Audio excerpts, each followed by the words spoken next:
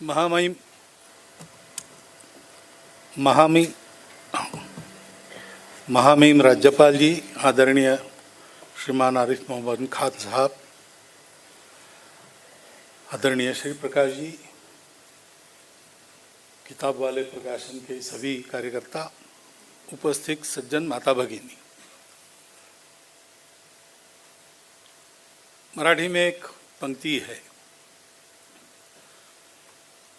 स्तवार्थ तुझिया तुझा सम कवी कधी कधी जन्मती। यानी किसी ज्ञानवान, कर्तृत्ववान, कर्मशील ऐसे व्यक्ति को लेकर ये कहा गया कि तुम्हारी स्तुति करने के लिए तुम्हारे जैसे लोग कब जन्म लेंगे। तो आज का योग बड़ा सुंदर है कि एक ज्ञान के उपासक के बारे में हमने दूसरे ज्ञान के उपासक के मुख से सुना।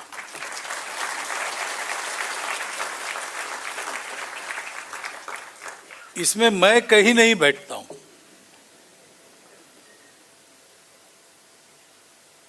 लेकिन एक अधिकार तो जिस कुर्सी पर संघ ने मुझे बिठाया है उसके कारण है।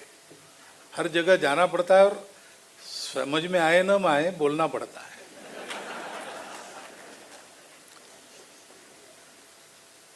लेकिन दूसरा एक अधिकार नहीं, संघ के कार्यकर्ता के नाते 80 के दशक से उनका भी मेरा अच्छा परिचय है। और स्वभाव से रंगहरि जी, रंग उनके पिताजी का नाम है, हरि जी उनका नाम है। कभी संघ में कभी कभी लोग उनको रंगा जी कहते थे, तो वो बताते थे कि वो रंगा जी आएंगे नहीं, वो ऊपर है।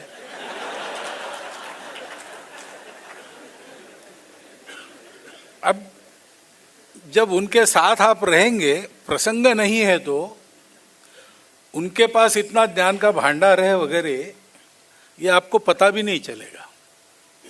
सब आयु के व्यक्ति उनके चारों ओर बैठे रहते थे, घंटों तक गपशप चल सकती थी।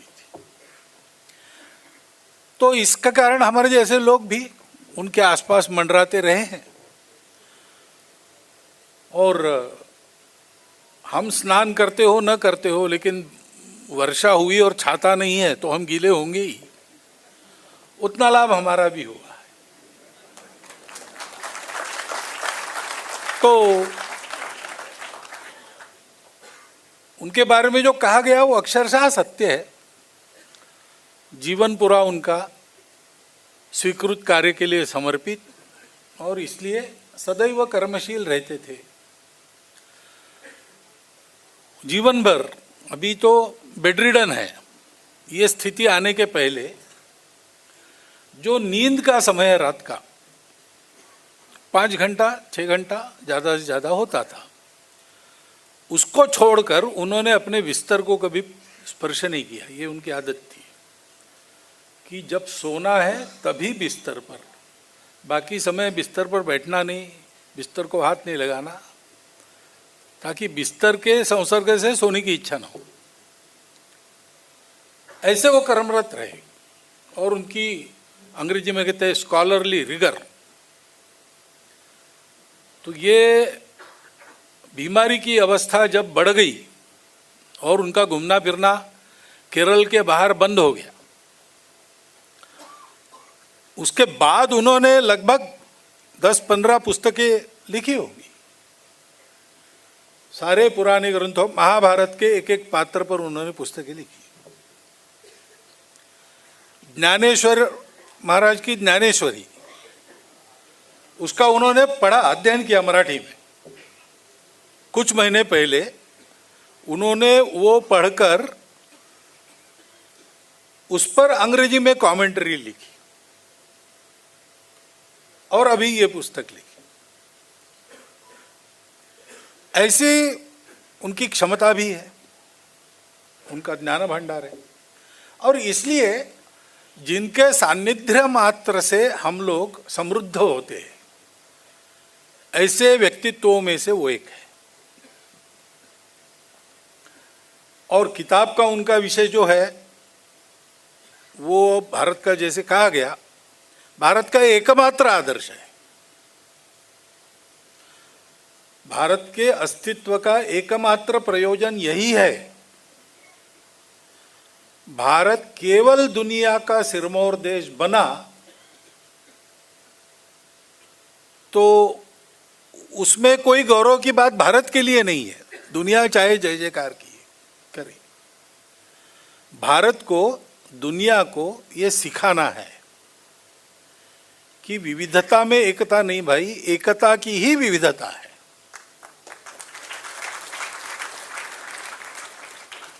क्योंकि हमारा राष्ट्र ही अस्तित्व में आया इस ज्ञान के साथ। दुनिया में राष्ट्र कैसे बने, अंग्रेजी में जिनको नेशन कहते हैं, वो नेशन स्टेट है। स्टेट है तब तक नेशन है, स्टेट गया कि नेशन गया। क्योंकि मनुष्य असुरक्षित है, वैसे मनुष्य की अपनी कोई ताकत नहीं है। एक छोटा सा कीड़ा भी मनुष्य को अपने दंश से मार सकता है, और मनुष्य के पास कुछ भी नाखून नहीं, दांत नहीं, कुछ नहीं, इतना दुर्बल है। तो जब वो विचार करने लगा, समूह बनाए धीरे धीरे, तब प्रगत हुआ। लेकिन उसके पहले तो उसको एकत्र रहना ही पड़ता था। दुनिया में सुरक्षा का उपाय एक ही है, मिलकर करो। तो उसने एकत्र आना शुरू किया। लेकिन एकत्र आ तो सकते हैं, एकत्र रहना बड़ा मुश्किल काम है। क्योंकि एकत्र आने से जैसे दोस्ती होती है, वैसे झगड़ा भी एकत्र आने के कारण ही होता है। जो लोग मिलेंगे नहीं वो कभी झगड़ा भी नहीं करेंगे, जो मिलेंगे वही झगड़ा करेंगे। और इसलिए मैं मेरा के चक्कर में मनुष्यों के झगड़े होते ही है। बिना कारण पशुओं के झगड़े नहीं होते, क्योंकि उनके मैं मेरे पर भी मर्यादा है। उनका विचार इसका उपयोग करना नहीं जानता और नहीं चाहता, उसके कारण मनुष्य उसका उपयोग करना चाहता है और जानता है, तो झगड़ा करता है। तो इसलिए पहले तो कोई आधार चाहिए जो समान हो, जिसके कारण लोग मिल सके। वो समान आधार तो लोगों ने मनुष्य निर्मित आधार खोजे। हम एक क्यों है? क्योंकि हमारी भाषा एक है। जिसकी भाषा अलग है वो हमसे अलग है। यानी विविधता अलगाव का कारण बनती है। To be different is to be separate, और to be one you have to have a uniform. There is no unity without uniformity. ऐसा मानकर दुनिया चली। तो जिनको एक होना है, उनको कुछ भी एक रखना है। तो भाषा के आधार पर स्कॉटलैंड, आयरलैंड, वेल्स और इंग्लैंड, 4 अलग अलग राज्य थे, देश थे। लेकिन विदेश से आने वाले आक्रमक से संघर्ष हुआ। वो आक्रमक और ये 4 बहुत बहुत शतक लड़ते रहे।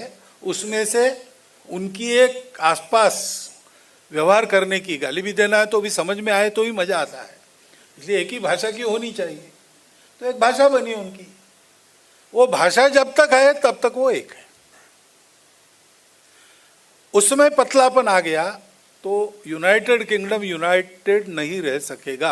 अभी वहां देखते हैं, स्कॉटलैंड लोग थोड़ा अलग अलग मांग रहे हैं। आर्थिक हित अमेरिका की एकता का आधार है। जब तक वो सुरक्षित है, इसलिए अमेरिका की सारी पॉलिसी अमेरिका के आर्थिक हितों की रक्षा करने वाली होती है।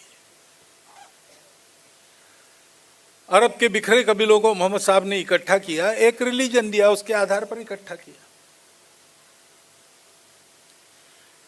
ऐसे आधार, अब ऐसे आधारों को सब लोगों ने मानना, क्योंकि मनुष्य मुंडे मुंडे मतरी भिन्ना इस प्रकार का है। उसका अपना ही चलता है। वो कोई ज्ञान है, लेकिन ज्ञान से नहीं चलता, वो अपनी लहर से चलता है, मन से चलता है, बुद्धि से नहीं चलता। आज एयरपोर्ट से आ रहे थे तो वो बेल्ट है, चलते चलते स्पीड बढ़ा के चलना, जिनको चलने में कष्ट होता है उनके लिए बेल्ट है वहाँ पे। तो माता पिता बार बार कह रहे थे मत जाओ, लेकिन एक छोटा बालक उस पर दौड़ता था, आगे जाता था, पार करता था, फिर वो उल्टे चल के वापस आता था। अब ये बचपन का स्वभाव नहीं रहता, बड़े लोग भी ऐसा करते हैं, बच्चों से ज्यादा करते। तो उसके लिए कोई बंधन चाहिए, तो वो बंधन है सत्ता। एक सत्ता के आधार पर इस एक मानव निर्मित आधार को एकता का आधार बनाकर उससे एलिजियंस सबका कायम रखना। ऐसे एक एक राष्ट्र उत्पन्न हुआ, कुछ दिन रहा, अब नहीं है, कुछ आज चल रहे, कल क्या होगा पता नहीं। लेकिन हम हैं जो पहले से निकले और चले, क्योंकि हम निकले ही दूसरी बात। हमारे यहाँ हमारी मातृभूमि ऐसी है कि समृद्ध है सब प्रकार से और चारों ओर से सुरक्षित है। उस समय तो अत्याधुनिक युद्ध का तंत्र था नहीं, शस्त्रास्त्र थे नहीं। तो हिंदू कुश से आराकान तक पहली पहाड़ियों को कौन लांग कर आएगा? यहाँ कोई आना ही नहीं किसी को। सागर को कौन पार कर सकता है? और इसलिए हम समृद्ध भी थे, सुरक्षित भी थे। हमको न अपने में झगड़ा करने की जरूरत पड़ी, न बाहर से झगड़ा करने की जरूरत पड़ी। और इसलिए हमने अपने दिमाग को अधिक सकारात्मक दिशा में लगाया। ये हमारे मातृभूमि के उपकार है। हम अपनी राष्ट्रीयता के घटकों में मातृभूमि को अनिवार्य घटक मानते हैं। पृथ्वी सूक्त में जगह जगह हरिजन भी कहा है कि है तो वो सार्वभौम, लेकिन उसमें वर्णन के बाद लगता है कि भारत की स्तुति है वास्तव में। तो एक ही समय वो राष्ट्रीय भी है और जागतिक भी है। एक ही समय कैसे हो सकता है? बाहर नहीं होता। बाहर लोग राष्ट्र इस शब्द से डरते हैं, नेशनलिज्म से डरते हैं, क्योंकि वहाँ नेशनलिज्म का सबसे ताज़ा उदाहरण जो सबके याद में वो हिटलर का है, इसलिए सब डरते हैं। लेकिन हमारे यहाँ इसका कोई विरोध नहीं। कारण ही ये है कि ऐसे सुरक्षित और समृद्ध होने के कारण हमको उस आधार का अनुभव हो गया जिसके आधार पर हम सब एक है। हम एक है ये वस्तु स्थिति है, हम भिन्न भिन्न है ये भास है। जो बात बताई कि कपड़े अब अलग अलग है, तब तक राजा और सिपाही है। कपड़े समान हो गए, वो समान होते नहीं, बात अलग है, लेकिन अंदर तो आदमी एक ही है। ये अंदर की बात हमने जानी और हमको ऐसा लगा, इसका अर्थ ये हुआ कि सारा जगत अपना कुटुंब है, भुवनत्रय हमारा स्वदेश है। तो हमको ये जो बात प्राप्त हुई जिसमें सारी तृष्णा समाप्त होती है, सुख का लाभ होता है, शाश्वत सुख मिलता है, ये इतना अच्छा जो हमको मिला है, वो सब पूरी दुनिया हमारी है, तो उनको ये बांटना है। और बांटने के लिए इक्के दुक्के का काम नहीं, इसके लिए एक बड़ा उद्यम करने वाला समूह चाहिए। तो हमारे ऋषियों ने विचार पूर्वक, तपस्या पूर्वक इस राष्ट्र का निर्माण किया। भद्रमिच्छन्त ऋषिः स्वर्विदः तपो दीक्षाम उपसे दुरग्रे ततो राष्ट्रम बलम ओजश्च जातम।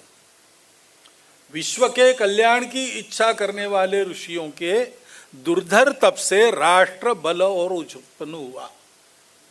वो दुर्धर तप क्या था? तो उन्होंने ऐसा समाज उत्पन्न किया जिसने पहले अपनी भूमि के जो निसर्गतः प्रकृति ने एक अलग भूमि बना दी, सागर का और पर्वतों का कंपाउंड डाल के, उसके चप्पे चप्पे में जाकर आखिरी आदमी तक ये ज्ञान पहुंचाया। कितने लोग निकले होंगे, कितना त्याग किया होगा। एक जगह रहना नहीं, सतत घूमते रहना। ये सन्यासी नहीं थे केवल, अपना गृहस्थ जीवन ही जिन्होंने घुमंतु बनाया। ये सारे घुमंतु आज है जिनको बीच में अंग्रेजों ने क्रिमिनल ट्राइब्स घोषित किया था, अब धीरे धीरे उसके बाहर ला रहे, निकल रहे, उनको आप देखेंगे तो कोई फिजिकल कल्चर का प्रमोशन करते हैं समाज में, कुछ लोग जड़ी बूटियों का ज्ञान, अब उस समय का जो ज्ञान था उसको लेकर गए। हमारे घर की दादी नानियों को उनके पास बंटवा कैसे रहता है दवाइयों का, उनका तो औपचारिक शिक्षा कुछ नहीं है, परंपरा से है। वो परंपरा उनके तक कैसी पहुंची, इनके द्वारा पहुंची है। ये कितने वर्ष पूर्व ये उद्यम हुआ अपने देश में कि जो जो सुशिक्षित थे, संपन्न थे, वो ऐसे घुमंतु जीवन का वर्ण कर निकले और सारे समाज को शिक्षित किया, और फिर इस बात को लेकर पूरी दुनिया में हमारे लोग गए, मेक्सिको से साइबेरिया तक, और ये ज्ञान पहुंचाया। ये हमारे राष्ट्र का भूतकाल है, और इसलिए आश्चर्य नहीं है कि G20 जो मुख्यतः एक आर्थिक विचार करने वाली परिषद होती है, उसको हमने वसुधैव कुटुंबकम की भावना देकर मानवों का विचार करने वाली परिषद बनाया। यही होना था। ये परिषद भारत में हुई, इसका मतलब यही होना था, क्योंकि ये हमारी प्रकृति है। रंगारी जी के सानिध्य में मैंने कहा कि हम एनरिच होते हैं, ऐसा ही और एक अनुभव हमारे भूतपूर्व राष्ट्रपति प्रणव दा, उनके बारे में मेरा है। मैं उनको बहुत बार मिला हूँ, तो उनके साथ भी बैठते थे तो हम समृद्ध होते थे। तो पहली बार मैं गया मिलने के लिए तो स्वास्थ्य उनका ठीक नहीं था, हमको ये सूचना थी 10 मिनट से ज़्यादा नहीं बैठना, लेकिन वो हम सवा घंटा बैठे, वो उन्होंने बिठाया इसलिए बैठे, लेकिन वो पहले तय हो गया और बाद में वो संसद में घर वापसी को लेकर बवाल हुआ। उनका भी स्वास्थ्य खराब हुआ, एडमिट हुए, हमको पता चला सारी अपॉइंटमेंट्स कैंसल्ड। तो हमने ये पक्का करने के लिए फ़ोन किया था, हमको मालूम था कि हम फ़ोन करेंगे, वो कहेंगे नहीं नहीं अब नहीं हो सकता, आगे देखेंगे, लेकिन हमारे लिए उन्होंने कहा नहीं, वो आपकी अपॉइंटमेंट रखी है, और फिर कहा कि 10 एक मिनट मिल लीजिए। तो हम गए, तो सवा घंटा बैठे। मैं बहुत तैयारी करके गए थे कि ये चल रहा है, और सीधा हम पर ही उंगली उठ रही संघ वालों पर, तो हमसे तो पूछेंगे। लेकिन उन्होंने हमको कहा कि अरे क्या हमको दुनिया बता रही विविधता में एकता, क्या प्लुरलिटी वगैरह वगैरह सारा लेक्चर है, हमको बताने की आवश्यकता नहीं है। भारत का संविधान ही ऐसा है, सेकुलर है। फिर 1 मिनट रुके, फिर केवल संविधान के कारण हम सेकुलर नहीं है। उस समय संविधान बन रहा था तो हमारे सारे जो बड़े लोग थे जिन्होंने संविधान बनाया, वो सब सेकुलर स्वभाव के थे। फिर 1 मिनट रुके और फिर उन्होंने कहा कि केवल उस पीढ़ी से सेकुलरिज्म हमारे में नहीं आया है, हमारी 5000 साल पुरानी संस्कृति ऐसी ही है।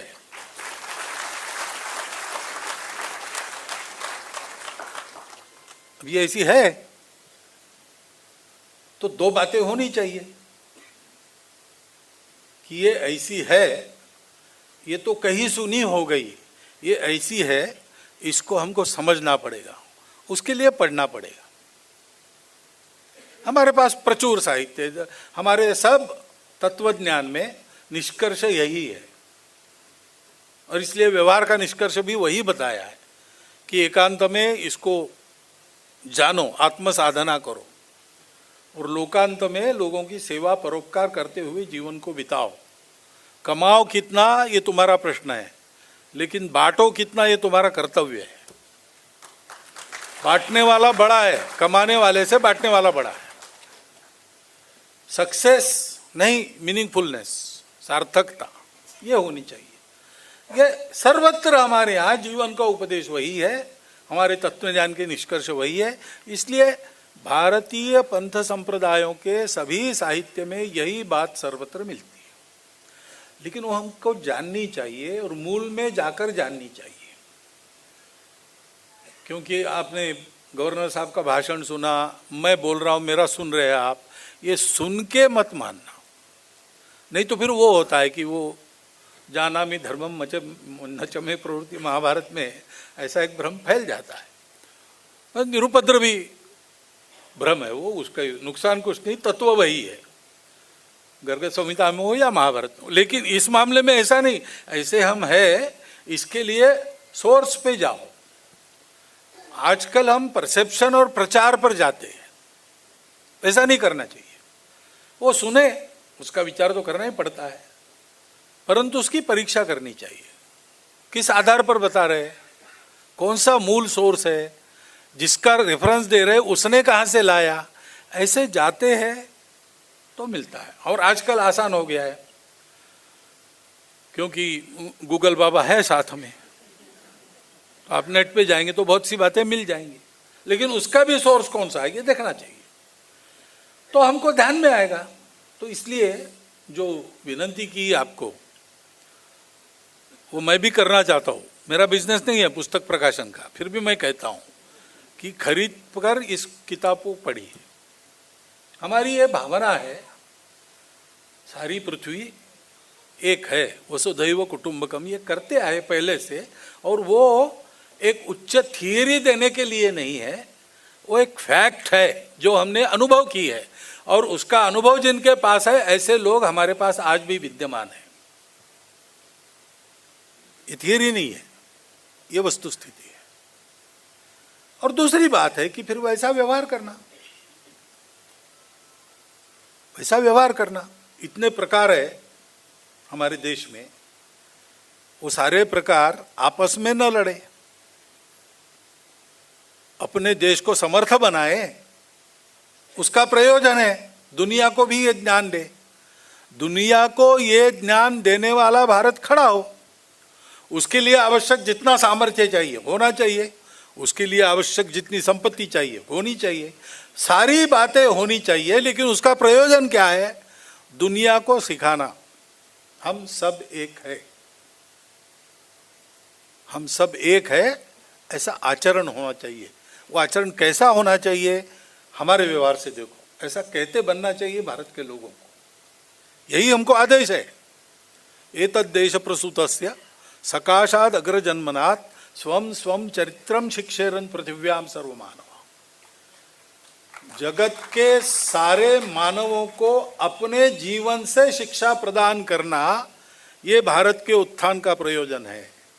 उसके लिए हम तैयार होंगे तो रंगाहरी जी जैसे लोग जीवन भर, उनको ये लिखने की आवश्यकता नहीं थी, वो हमारे बौद्धिक प्रमुख थे, उनका जो स्थान बना है वो बना है।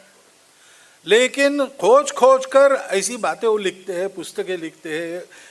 हमारी तत्वज्ञान की पुस्तकों में, हमारे कथा वांग्मय में जो पात्र मिलते हैं, उनके स्वभाव का विश्लेषण करते, किस लिए? तो ये हमारे लिए खुला है, हम पढ़े, हम भी सोचे, निष्कर्ष निकाले, उसको अपने स्वभाव में उतारी। इसलिए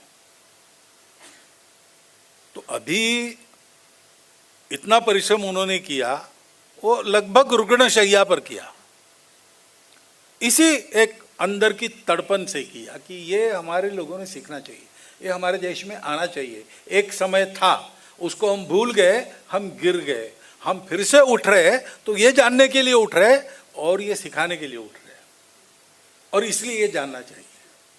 तो इस लेखन का अध्ययन करके हम ऐसे बने और सारे देशवासियों को ऐसा बनाएं, ताकि जितनी विविधता अपने देश में है, वो सारी विविधता अपनी मूल एकता को ध्यान में रखते हुए परस्पर व्यवहार का उत्तम आदर्श दुनिया के सामने रखेगी, और संपूर्ण दुनिया को वो जो स्वयं विविधता भरी है ये सिखाएगी कि ये पृथ्वी माता है, हम उसके पुत्र हैं, हम उसके मालिक नहीं है। ये प्रकृति माता है, हम उसके मालिक नहीं है, हम उसके अंग है। ये हमको देती है, हमको ये वापस करना है। वापस करना है, उसके लिए भक्ति, प्रेम, समर्पण, त्याग ये सब होना चाहिए। विकारों से मुक्ति होनी चाहिए। जीवन को तमस से ज्योति की तरफ ले जाना चाहिए, असत से सत की तरफ ले जाना चाहिए। ये जीवन प्रवास मनुष्य का जीवन प्रवास है। वो जीवन प्रवास कैसे करना वो हम अपने उदाहरण से सिखाएं, ऐसा हम बने। इसलिए इस पुस्तक को लिखा गया। इसका ये प्रयोजन समझकर इस पुस्तक की उचित संभावना आप करेंगे ही, ऐसा मुझे विश्वास है। मुझे वास्तव में रंगाहरि जी की विद्वत्ता के बारे में बोलने का अधिकार नहीं, पृथ्वी सूक्त का विश्लेषण करने का भी मेरा अधिकार नहीं, और गवर्नर साहब ने जो किया उसके ऊपर और मैं बोलूं, उनको 20 मिनट दिया, मुझे 25 मिनट दिया, ये उन पर अन्याय है और मेरे लिए कठिनाई पैदा करना है। फिर भी जो मेरे समझ में आया वो मैंने आपके सामने रखा, उसका विचार आप करेंगे। सुन आपने जितना शांति से लिया है उतना ही शांति से उसका विचार करेंगे, ये आशा व्यक्त करता हूँ। आपको धन्यवाद देता हुआ सबको नमस्कार करता हूँ। मेरे 4 शब्द समाप्त।